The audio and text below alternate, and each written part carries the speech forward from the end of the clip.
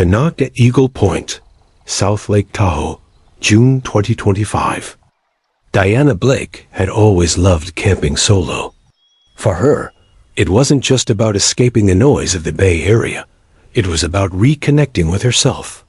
Eagle Point Campground, nestled above Emerald Bay, offered that exact kind of solitude she cherished. The pine-filtered light, the sound of jays overhead, the silence of early morning dew on her trailer roof. But this trip wasn't going to end like the others. Day 1. Subtle signs. Diana noticed the first sign of trouble when she pulled in. A shredded cooler lay tossed near a dumpster. Nearby campers mumbled about a bear sighting from the night before. A ranger's notice had been posted on the campground's bulletin board. Active bear area. Lock all food and scented items. Keep trailers secure. Do not feed or approach wildlife. Diana read it, nodded, and moved on. She'd been camping for years. She knew the basics.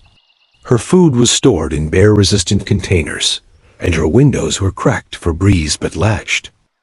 What she didn't know was that this bear had visited Eagle Point before more than once, and it had learned something deadly.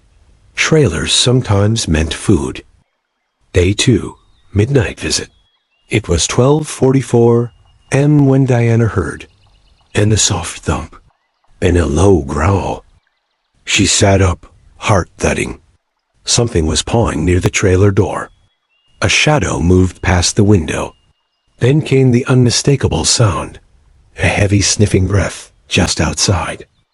She whispered to herself, "It's just looking. It'll go." But it didn't. A massive shape lunged at the side of the trailer. The bear, later identified as a sow with cubs, tore through the screen and swiped through the open window. Diana screamed. Instinctively, she raised her arms and felt a searing pain across her forearm. Her flashlight clattered to the floor. Then came the yelling from another campsite. Someone blew a whistle. The bear paused. Seconds later, it retreated into the woods, leaving Diana bloodied and in shock. The aftermath. The ranger response was immediate. Wildlife officers tracked the bear using prints and motion-triggered cameras. Within 24 hours, they located and euthanized the sow. Her 2 cubs, still learning, still following, were captured and sent to a rehabilitation center.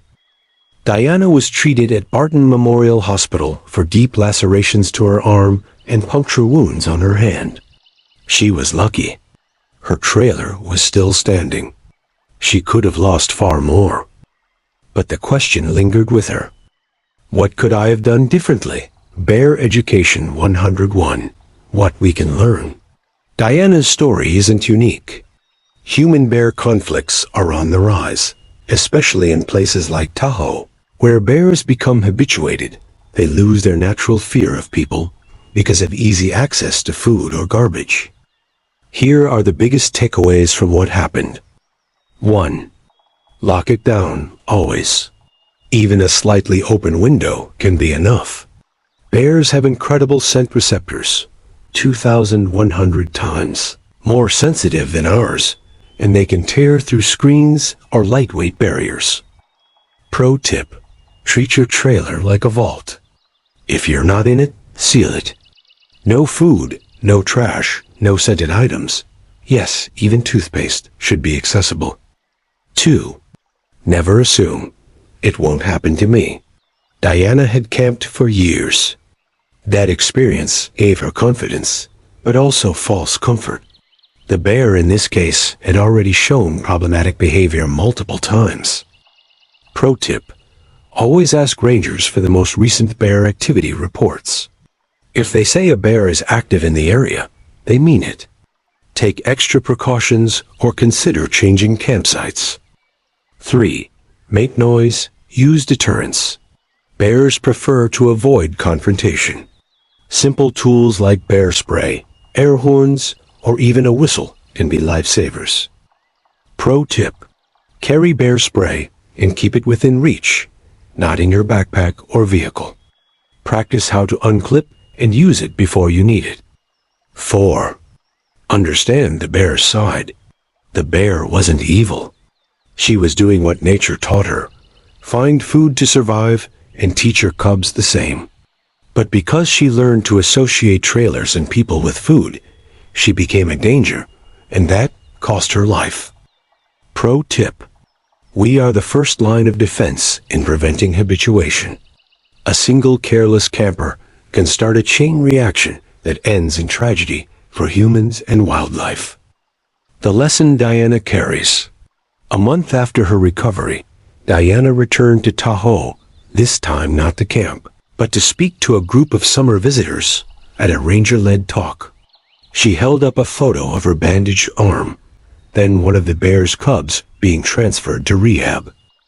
"Don't let this happen again," she told them. "It wasn't just my mistake. It was all of ours, every person who left food out, who left trash unlocked, who thought these bears were cute instead of wild. We owe them better." Final word. Whether you're hiking the Rockies or camping in a place like Lake Tahoe, respect for wildlife isn't optional. It's survival. For you and for them.